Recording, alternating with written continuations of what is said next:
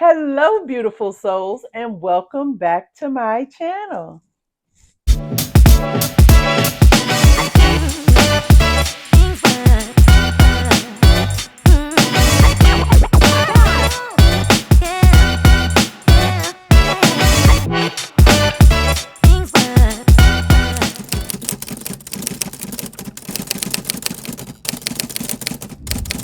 So, today I have an interesting topic to discuss while we do our Diamond Dots.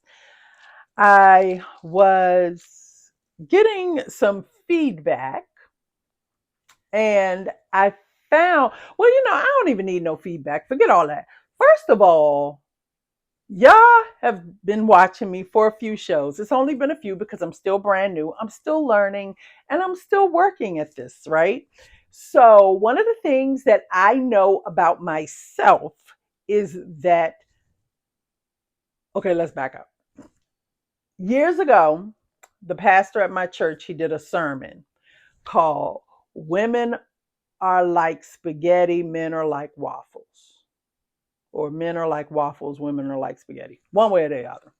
Either way, shout out to Pastor Lance Watson at St. Paul's Baptist Church in Richmond, Virginia. Anyway, he did this sermon where he talked about the differences between men and women, right? And he described the woman as, okay, let me pick a color so I can be diamond dotting while we are talking. Okay, so we're going to do 814, which is like a burgundy-ish color. So we're going to pull that out really quickly. Okay. So he did the sermon and he was talking about how women can go from A to Z in one conversation without skipping a beat, right? So and we're able to do this in our minds as well as verbally. So for me, I can be standing there. This happened to me the other day. I was standing there talking to someone and they looked at me and it was like, what are you thinking about? And I kind of I had zoned out and I explained to them that my brain had gone from point A to point Z. And I went through the whole process of what I thought in that matter of maybe a couple of minutes. And they were laughing at me like, okay, how did you go from point A to point Z that quickly from thing to thing to thing? But they all relate, right? And so my brain is always all over the place. When I lay down at night to go to sleep, I'm thinking about 2 million different things, and all day I'm moving from one thing to the next. I try to focus, right? I try to focus on one thing at a time, but I find it a bit difficult at times to stay on one thing. I'll do one thing, something else will pop into my head, and so I'll go on to the next thing, right? And ultimately, the goal is to get everything done and to get everything handled, but sometimes we have how can I say it? Sometimes we kind of lose when we lose focus. We have to go ahead and deal with whatever it is that we have our focus has changed to. So that brought me to a conversation where somebody brought up one of the videos on my page on my channel, and they talked about how I'm all over the place. I'll talk about so many different things because that's where my brain is all over the place. So I definitely will be trying to do a better job of staying focused on just one thing while we're talking. And today, that topic is going to be understanding ADHD. And that came up again because that person suggested that I may need to get tested for it because, again, I'm all over the place. And so it was interesting for me because I have wondered that, but I was told by a doctor years ago that there was no way possible that I had ADHD because I was a great student. I made great grades and all of these things. So those were not things that were typical of people with ADHD, which I have since learned is not the case. And if I'm wrong, comment below in the comments, because I'm not acting like I know everything about it. I'm not acting like, you know, I can diagnose anyone. That is not at all why we're discussing this. I wanted to talk about it just to bring some light to it, and maybe help us understand people that have it and that are dealing with it in a different way, because we there are people around us all day every day that are dealing with that diagnosis, and it would help us to be able to communicate better, to be able to exist together, coexist together, you know, while understanding the struggles that they go through. So, from what I know, and this is just from my knowledge, ADHD, or attention deficit hyperactivity disorder, refers to, and let me see if I can find a definition. Actually, let's find a definition in the phone. All right. Attention deficit hyperactivity disorder, a chronic condition including attention difficulty, hyperactivity, and impulsiveness. ADHD often begins in childhood and can persist into adulthood. Okay. Now, that probably is me. Now that I think about it. So there are different types, right? So we have difficulty focusing. I can't. I'm trying to look at uh, the symbols for the different colors, but the light is giving me a glare. So I kind of, bless you, I kind of want to pick it up a little bit, but I don't want to mess up the picture of what you can see of what I'm working on. So there are different types. So you have inattentive presentation, which, okay, trying to do Diamond Dots and talk at the same time about an important topic is a little bit hard because I'm trying to focus on that and focusing on this. So, difficulty focusing, forgetfulness, and disorganization. That hits me on the head because I have difficulty focusing. I have all of that. I try to be super organized. I want to be super organized. Like, I used to joke that I want it to be OCD, like be able to organize things perfectly. But, and I don't mean to joke about it, like make light of it. I really have respect for the fact that they can keep everything super organized and that kind of thing. So that was my reason for saying that. So, hyperactive impulsive presentation is another form. And I believe that one deals with excessive movement, fidgeting, and what else? Impulsive actions, right? And then the final way that it presents itself is like a combined presentation, which is a mixture of both. And I think for me, I am more of the first, the inattentive presentation. And I think what I will do after we do this recording, after we talk about this, I think I'll do an assessment just to see exactly. I found out that there are plenty of them online that I can lean on to get more information, and I do plan on doing that. And actually, I may try to do that before this video drops so I can post in the comments maybe some additional information about what I found when I did my assessment.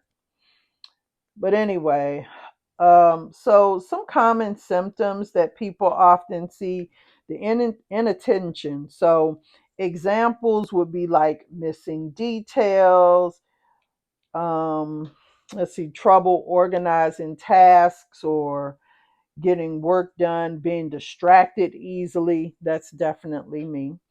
I am distracted by the slightest little thing. Like, and you guys have seen it in the videos, especially, well, you've seen it if you watch my videos.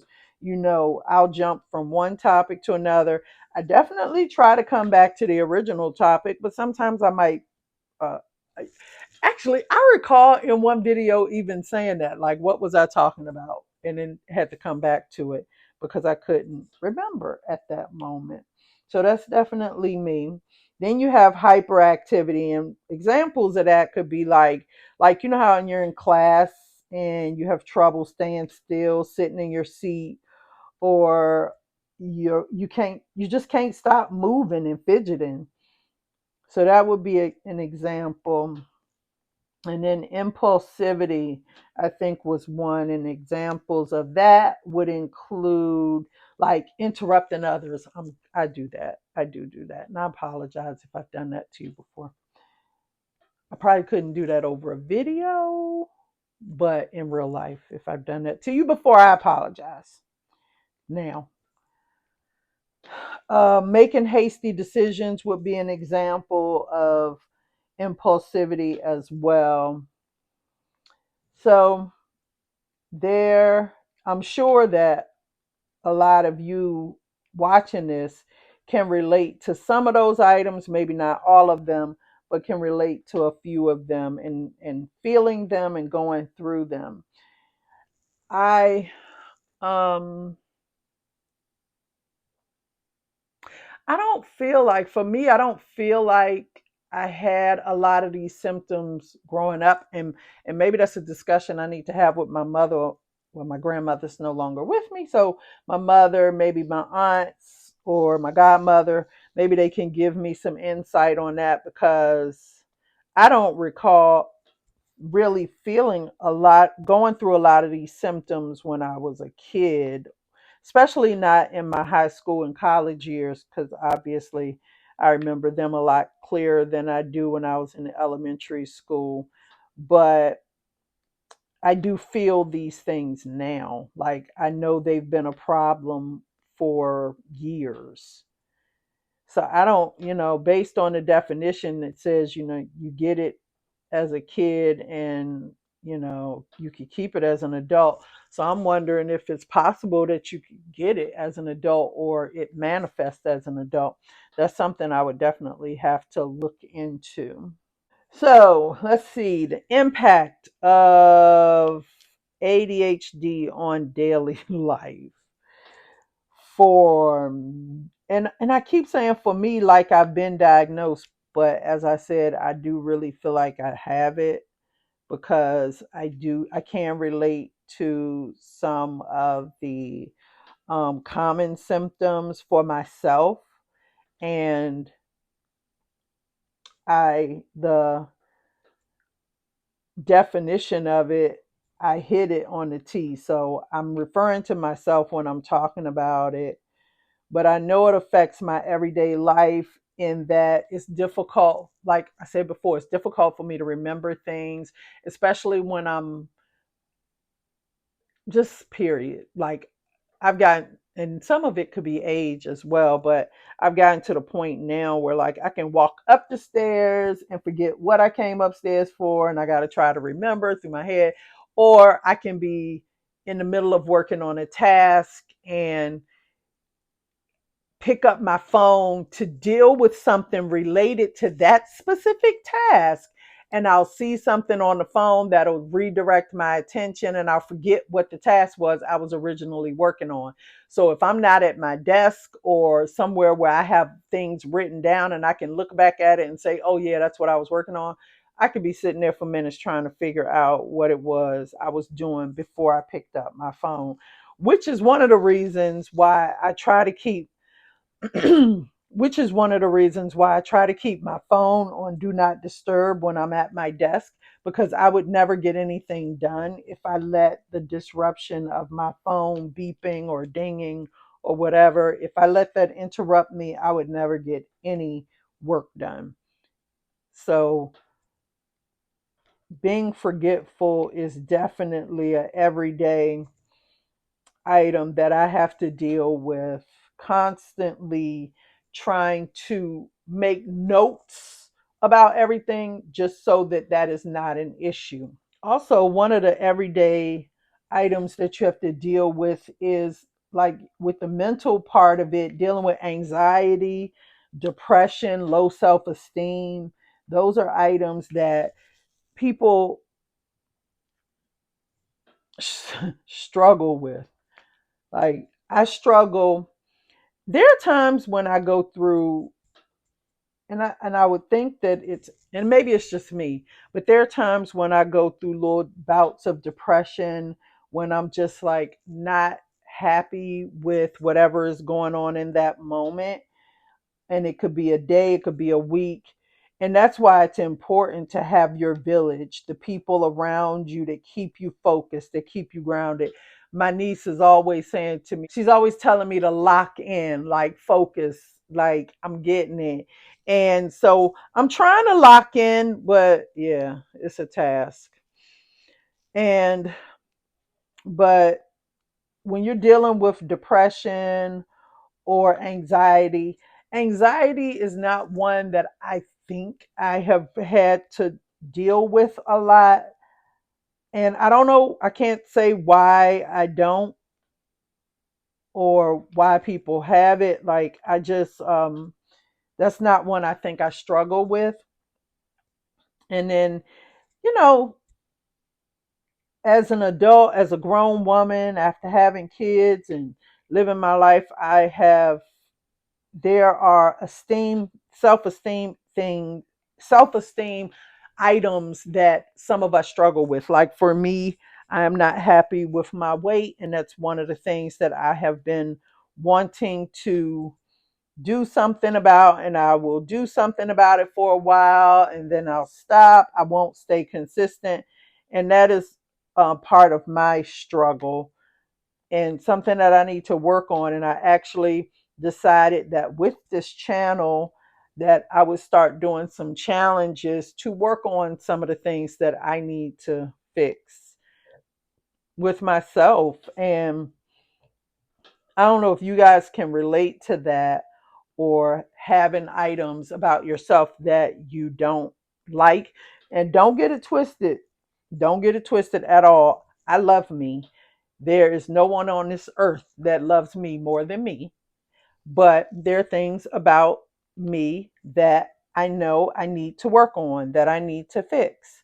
And one of them is my weight. So I say that to say there are times when our self esteem can be affected. It might not be something that you struggle with on a daily basis, in terms of the fact that you walk around feeling a certain way, or treating yourself a certain way, or your confidence is so low that it's visible to other people. You know, it might not be that type of situation, but I think we all have things we want to fix with ourselves. Even when you have people that you look at and you're like, oh my God, he's perfect, she's perfect, whatever the case may be. I'm sure those people have things about themselves that they want to fix, that they don't like. Like, everyone has those. So I think at some point all of us deal with some type of self-esteem type issues. And that is one of the ways that ADHD can play out in your everyday life. I, as a single mom, and as a single mom, I think that several of the symptoms of ADHD come into play on a regular basis, right? Like I just talked about the self-esteem. I talked about, depression and anxiety, how those things can come into play. And it can be a lot.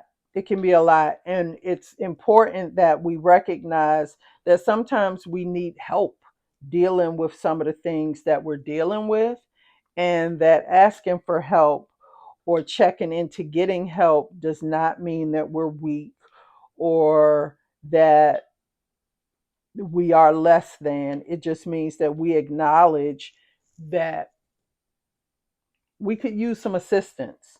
And from, that can be a good thing, because we all do, whether we want to admit it or not, we all do at times need help.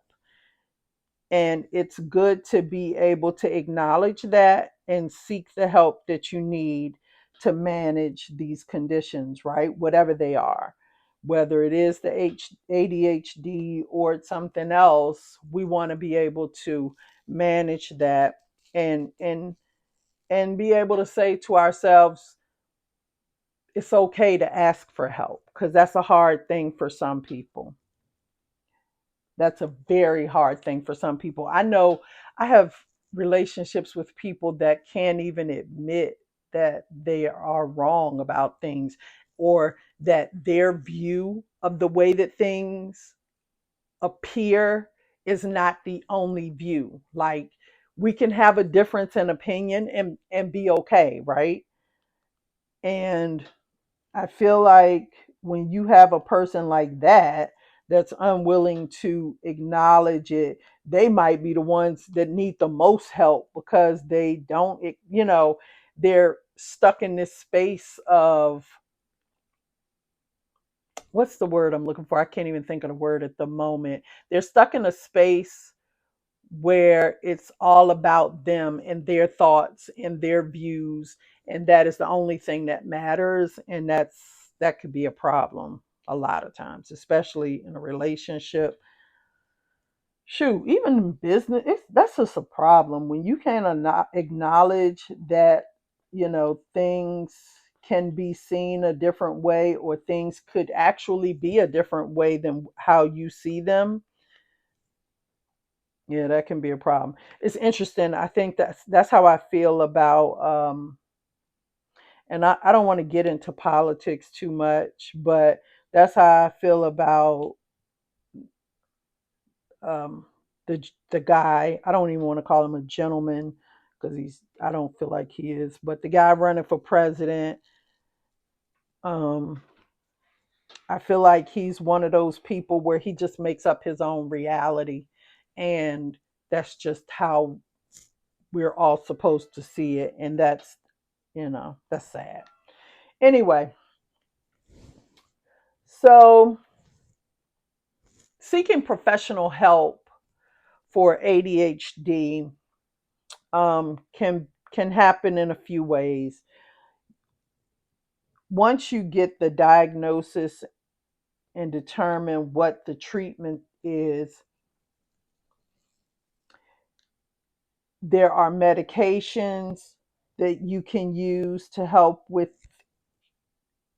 the symptoms.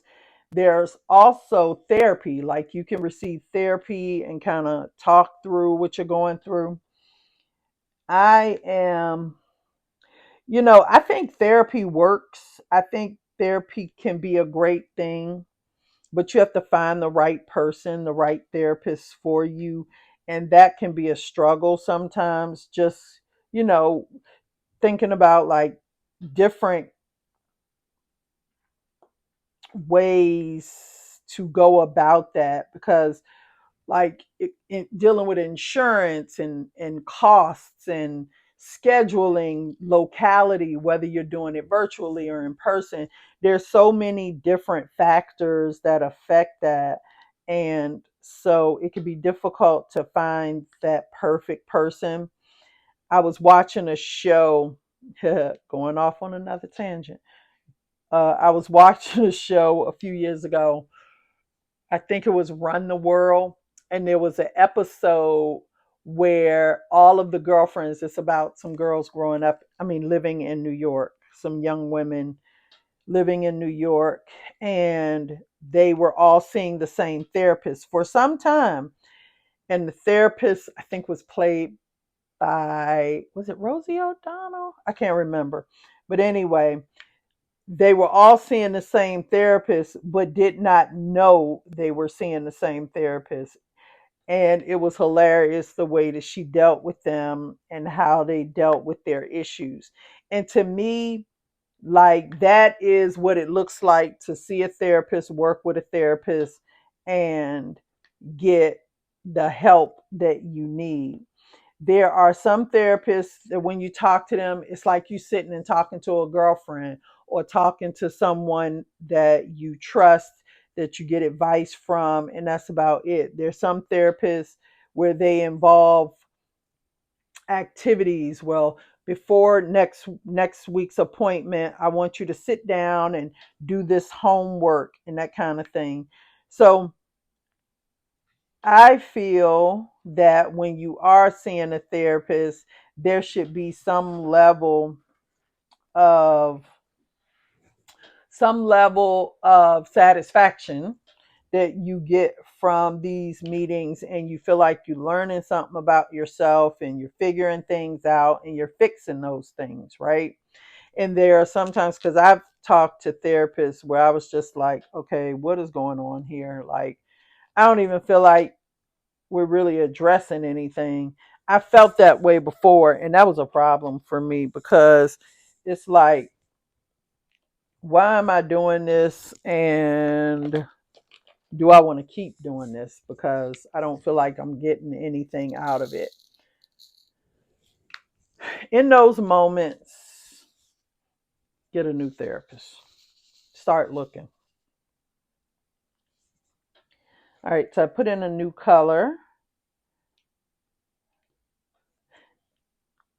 for this particular picture. And just in case you didn't recognize yet, we're doing a Phoenix Rising.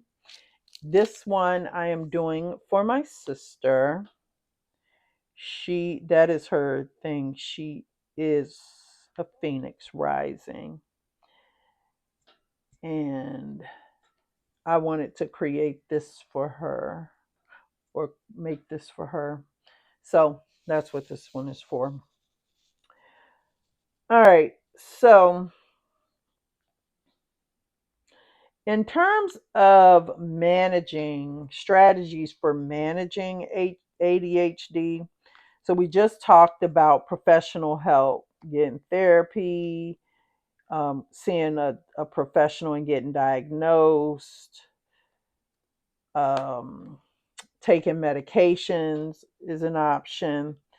Another way that you can manage ADHD would be by using different types of organizational tools, right?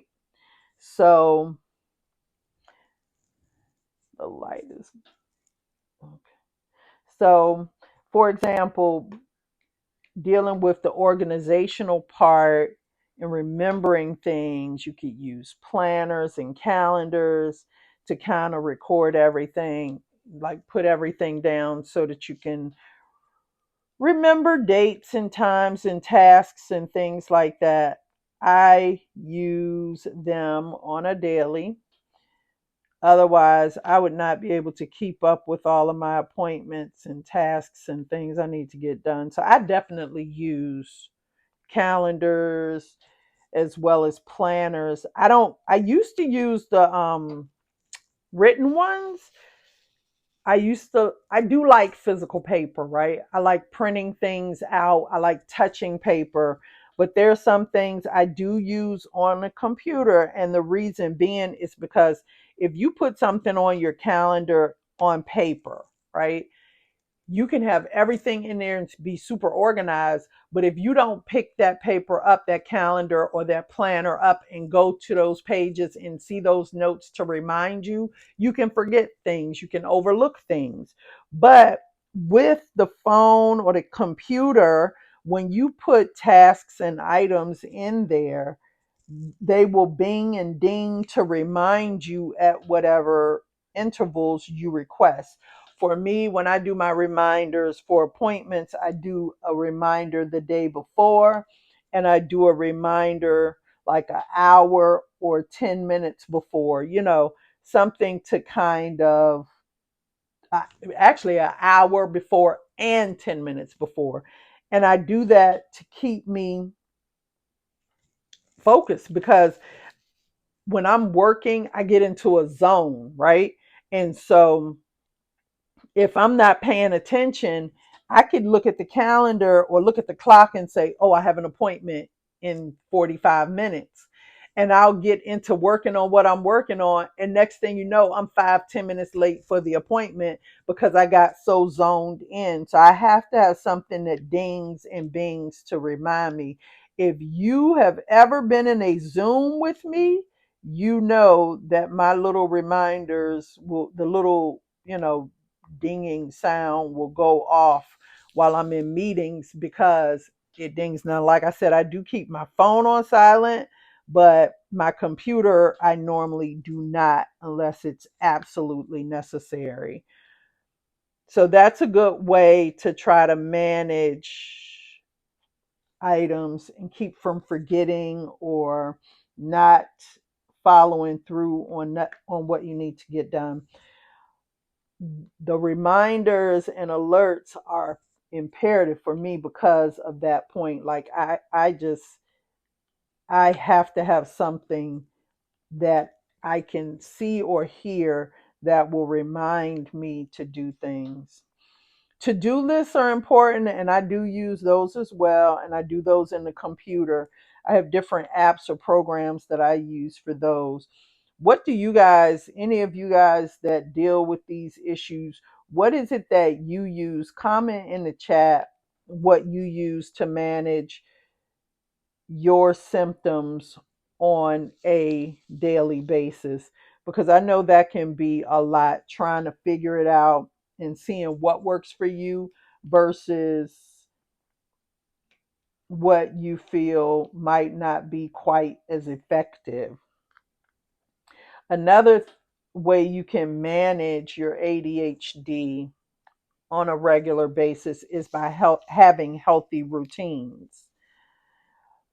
Creating healthy routines is important. I actually wanted to do a conversation about that, about the routines.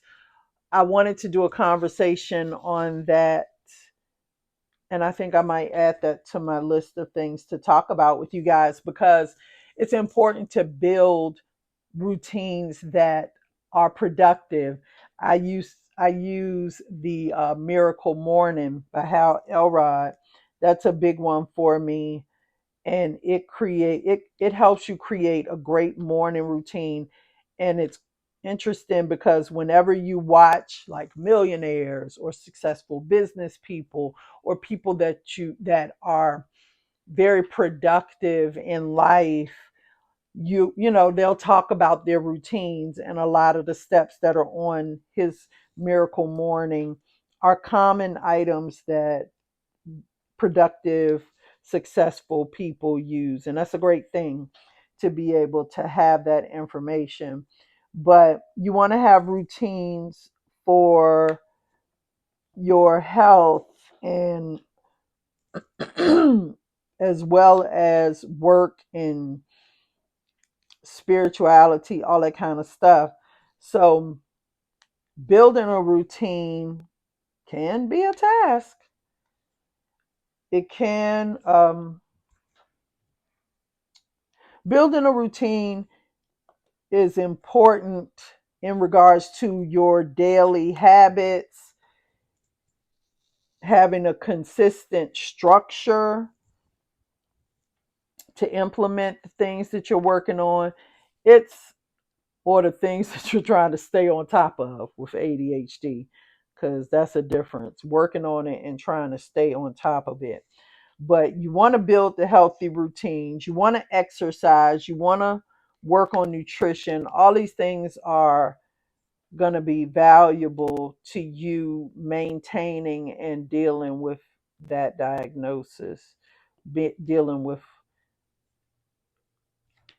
mm, what else do I want to call it? Because I don't even want to look at it anymore in a negative sense, because we all have issues and things that we deal with, and they're part of everyday life, right? And so dealing with ADHD is the same way. Understanding what you're dealing with and putting things in place for you to manage it and be able to be successful in life. I mentioned a minute ago that I wanted to do a talk on mindfulness, and that's really important when you're dealing with ADHD as well, like working on mindful breathing, meditation. And I laugh because I struggle with meditation. I want to meditate so bad and I want it to be productive for me, but I struggle with it because my attention span is so short that I will start to meditate and I'll fall asleep when I'm supposed to be meditating. And that's horrible. I know that it is, but I do fall asleep when I'm trying to meditate. Someone told me that I needed to stay at it and, eventually that it would click and it would really start to make a difference for me and work for me. And I just haven't hit that time or space yet.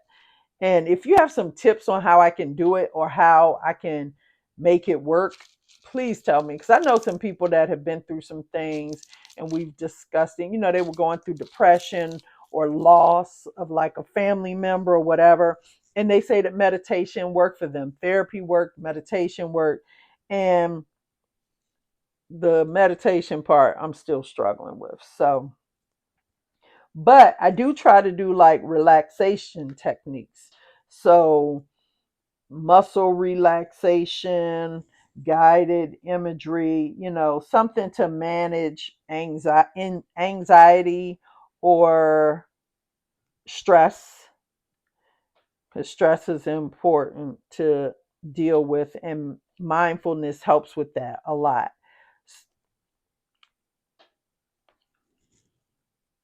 Mindfulness helps with that a lot. We want to make sure that we are putting those things in place so that we can effectively manage all of this. If you're a parent who has a child that's dealing with ADHD, I have friends that had it and they were not diagnosed until they were adults. And they really wished they had been diagnosed earlier, because like your life could be totally different if you know what's going on, the things that you're struggling with, and you're able to make those adjustments and implement those things in your life that help you to improve in those areas where you may feel like you've fallen short, or society may think that you've fallen short because your grades weren't good enough, or the work level wasn't good enough, or whatever the case may be. If you are able to address it, fix it, and do better, you know, that makes things great for everyone around you, really. All right.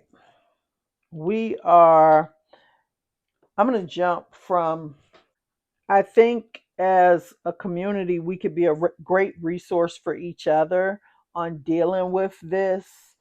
I'm sure there's some of you that are watching this video that have either dealt with ADHD yourself, or you have a child or family member, or maybe a student if you're a teacher that has dealt with it, and you might have some suggestions of resources that we can use to help.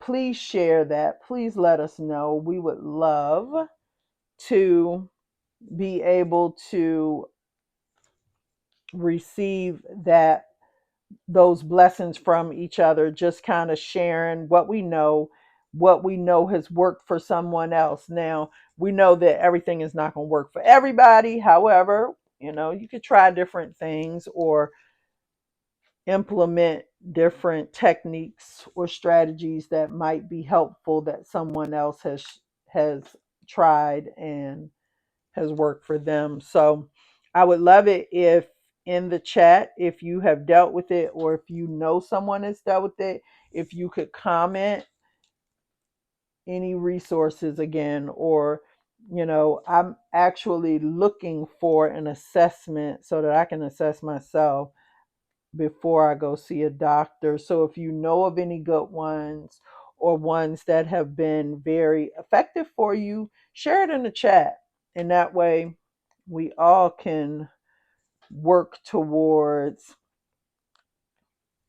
getting better and getting whole and well and managing the things that we struggle with. On that note,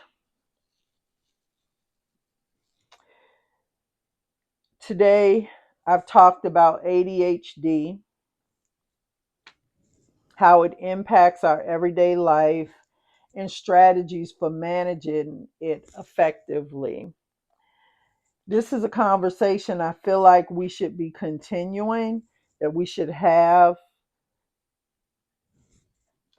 often, to kind of see where we are, what kind of feedback we're getting from others around us that might be dealing with it if it's not you directly. And I would love for you guys to share your experiences in the comments if you feel comfortable, because you never know how your comments or experiences might help someone else. I know for me, I am going to focus on figuring out whether or not this is something that I really have, and also using some of the strategies we talked about today in my everyday life to do better. I was going to say get better, but it's not even about that. It's about doing better, because we're all good, but we can all be better. No one's perfect, because I know I'm not. But before I hop off here today, I wanted to bring up something else, and this is definitely off topic. So I'm going to get fussed at later on, but let's do it. So, and I got to stop saying so. I keep saying I'm going to stop saying so. The word so has to be removed from my vocabulary. So last week I got my hair dyed, and it actually, like, those of you that know me know I love a light color, and it is actually the lightest that I have ever had it. And I didn't even think my hair could get this light with I'm not gonna say I didn't think it. Actually, I did think it couldn't get this light, so I'm not gonna lie. I felt like, because my hair was so dark, and I think my hair is normally like a number 4 if you get your hair braided or whatever and you know the colors. Mine was a number 4, and it was dark until I went actually, I started coloring it before I went natural, and I think that was one of the reasons I went natural anyway. Um, so I colored my hair. I want to know what you guys think about it. I really like it. I'm off topic, so forgive me. It could be the ADHD, so pray for me.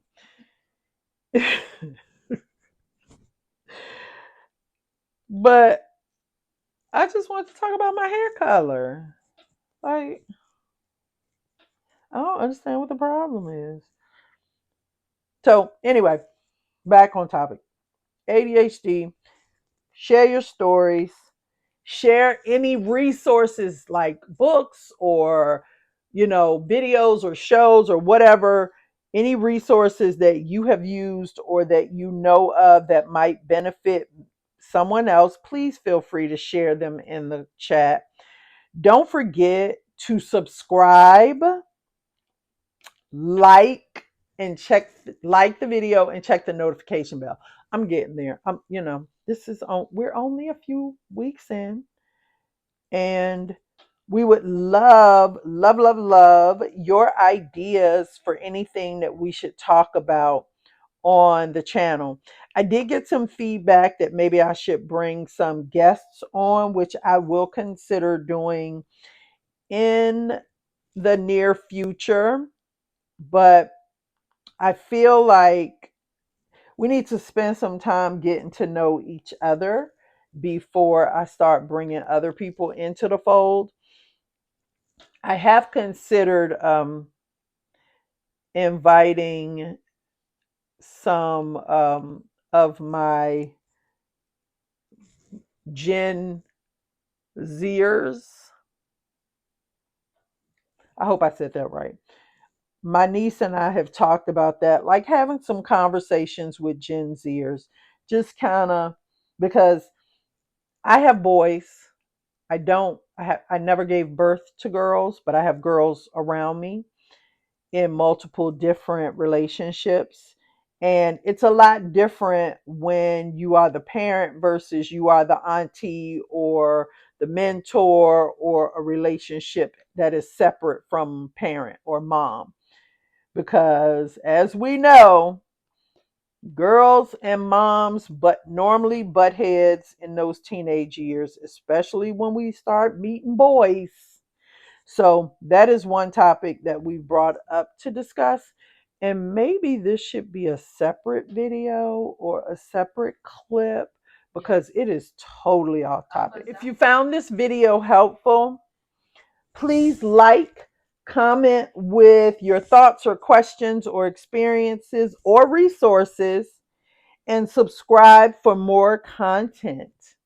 And please feel free to share any suggestions that you have on content you would like to see. Thank you for spending time with us today. I greatly appreciate it. And remember, you're not alone.